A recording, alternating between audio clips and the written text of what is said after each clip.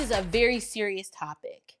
And I really don't want to politicize this. I really don't want to have like this long drawn out back and forth discussion about ethnicity and race relations in this country. I simply want to have a biblical discussion about this story with Austin Metcalf and Karmelo Anthony. These were two young men. I really didn't want to, listen to all of the online blogs and the social media rumors and the he said, she said, well, I had heard this. Listen, I'm really only interested in the truth. But before we even get there, I needed to settle with the reality that one young man, in a very poor use of judgment and a lack of self-control, allowed anger to take over him and caused permanent harm to another young man. And now both of these individuals are dealing with one is no longer with us. So you have one family that's dealing with the permanent loss of their son, and then another family that is trying to wrap their minds around the fact that they very well may not see their son for a very long time because he will probably go to prison for what he did. And as a Christian, it is easy for me to want to respond quickly and say, you put your hands on somebody, this is the end result. Or it's easy for me to say, you ain't got no business putting your hands on somebody else. And if you play stupid games, you win stupid prizes. There's so many different ways that we can look at this. But as a believer, the only thing I'm concerned about is the truth. And since I wasn't there, I don't know all the details that surrounded this situation. However, I believe that there are no maverick molecules in the world, and everything that is happening serves a purpose. And it is not only for our good, but it is also for God's glory. You might be wondering, April, how can God get glory out of such tragedy? How could this be for our good when someone's a parent has lost a child? How do we come to situations like this and then walk away with that type of mindset? Well, I would encourage you. I am a believer, and during times of grief and loss, the only thing I know how to do is to appeal to the authority of Scripture to make sure that the way I respond to situations like this are consistent with the testimony of Scripture, and not on how I feel, but rather by what is right. So here's what I believe is right. The Bible teaches us we are to mourn with those who mourn. And mourning doesn't necessarily happen just because when a person loses their life. We should be mourning for the family of Karmelo Anthony, because I know if that was my son, I don't know what I would do if I found out that my child is at a track meet where I'm thinking he's going on the track meet, they're going to have a good time, and then I'm expecting to see him come home to find out that my child is involved in an altercation, and the end result of this altercation, someone else is dead. I don't really know what I would do if that were my child. So here's what I will say. Since I don't know Karmelo Anthony's parents, I don't know his daddy, I don't know his mama, I know that Robert Chapman and we have two sons. And not only that, I have a set of twins. And so I understand the bond that twins have. My twins are 60 seconds apart. 60 seconds apart.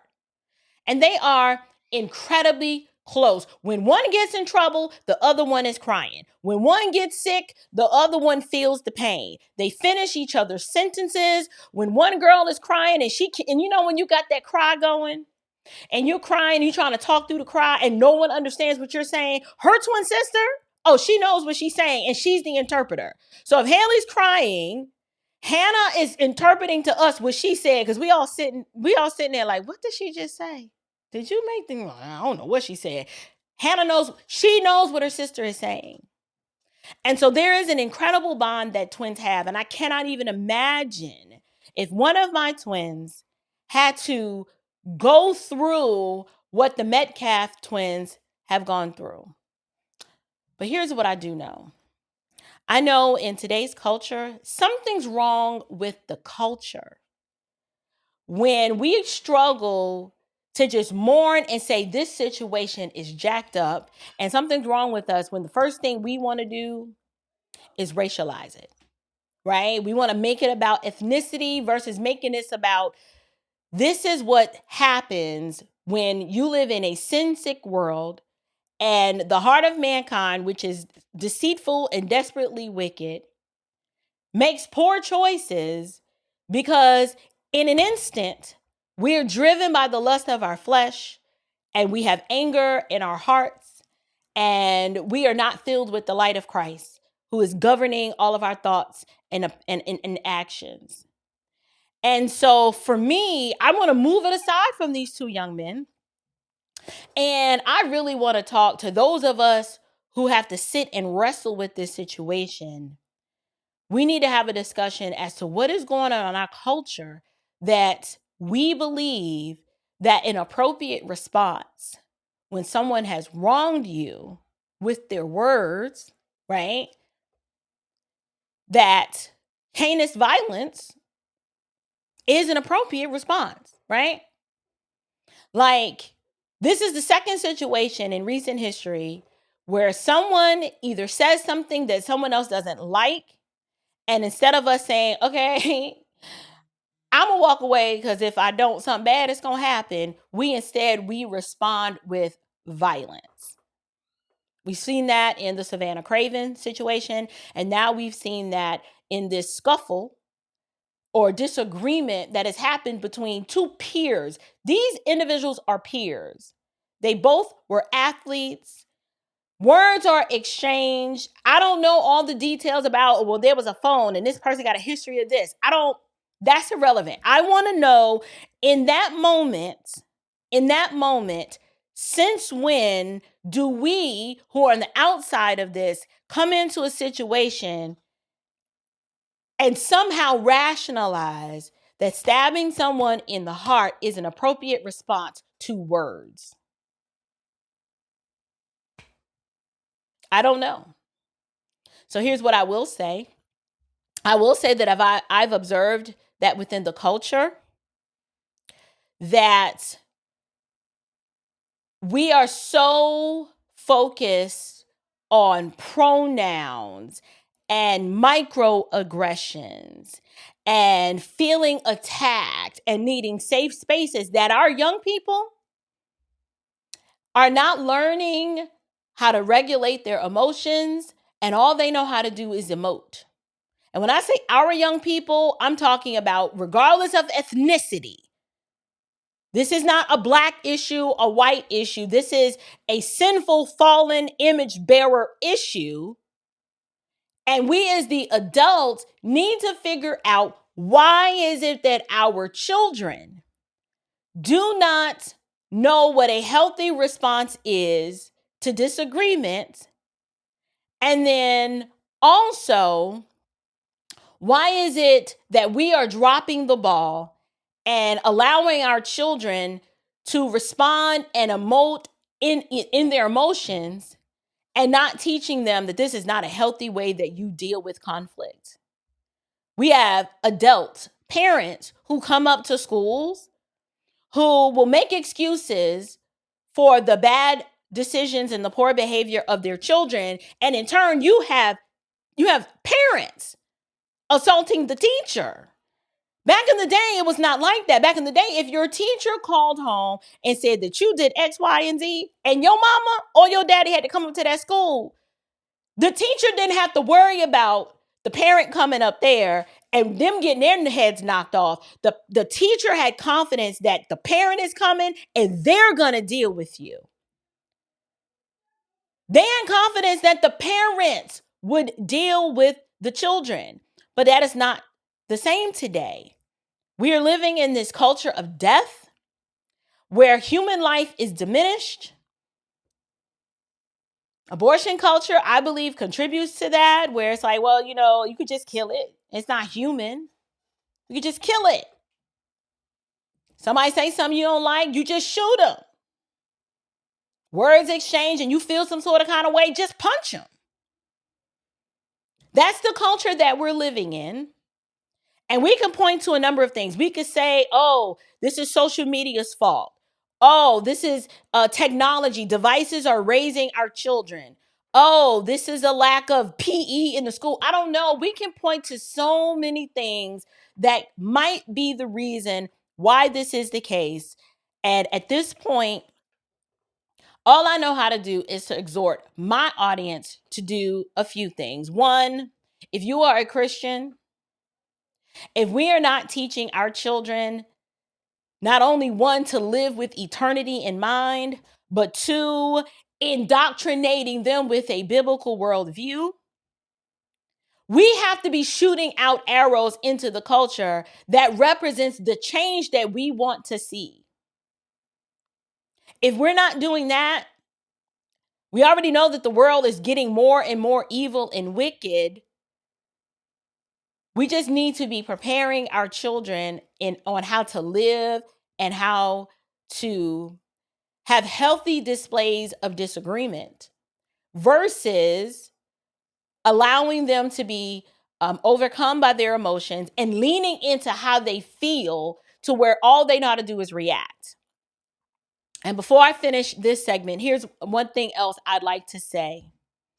And y'all are not going to like this part. And this has nothing to do with Karmelo. And this has nothing to do with Austin Metcalf. Y'all ain't going to like it. But I keep saying it. And I keep saying it. And my words bear out to be true. That when our society functioned with a similar pattern as to biblical order, where men were the heads of their homes and wives lovingly submitted to their husbands and children submitted themselves under the authority of their parents, things were different and everybody understood the assignment. And the wickedness, the Bible instituted the family as the foundation for healthy societies, because before the police deal with you and before God deals with you, it was your daddy, who is a representative in a sense of your father in heaven, who dealt with you. It was fathers that restrained the evil in the children and who taught their sons emotional regulation. But when the society and the culture is all twisted upside down and we have all these disjointed homes, hear me clearly, I don't know the family breakdown of the assailant's family, and it's irrelevant because I've moved this conversation away from him. But fathers matter so much because they teach young boys self-control. They teach them how to regulate their emotions, and they don't emote and lean into everything they feel, but rather this is what I know, and this is what I believe, and this is what is to be true. It is a difference.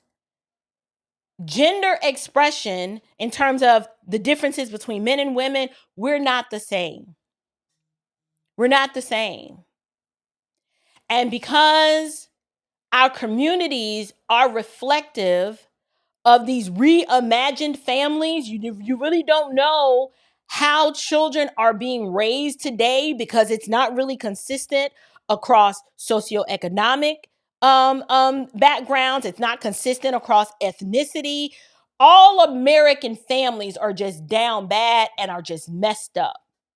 And so it's no wonder that when situations like this happen, the culture's confused and can't just look at this and be like, I don't think this was an appropriate response to word exchange. But instead, you got people egging it on. I bet you he gonna learn now not to put his hands. It's like, wait, what? Someone died over an exchange of words. Since when is that an appropriate response? So at the end of the day, I am praying for both of these families. My heart grieves because I am a mama of boys and I am a mama of twins. And the Bible commands us, as we have been forgiven, we are to forgive others. And everybody may not be there. And if you are an unbeliever, you definitely can't wrap your mind around forgiving someone that has caused such incredible pain to your life. But as a Christian, we are commanded to forgive. And so, outside of praying for both of these families and just asking the Lord to use this for his glory and to bring about his purposes, I really don't have nothing else to say. I'm really not interested in casting blame on anybody because not enough information has come out for me to be able to do that. But here's what I do know. The culture is absolutely trash. The culture is trash. And we've got to rebuild families, and we have to talk to our children and instill in them an appreciation for other image bearers. Hear me clearly. You've never heard me advocate on this channel Christian passivity. This is the person who keeps Jesus in her heart and her nine on her hip. But we operate that way in using wisdom, right? Not going out looking for a gunfight, but doing the least amount of restraint under self control, making sure that we are not the aggressor and that we meet the aggression that we experience with an appropriate amount of aggression. There needs to be a credible threat, an absolutely credible threat, in order for it to be justified. And in this situation, I just don't think it was an appropriate measure of force that was enacted. And that's all I really have to say about that.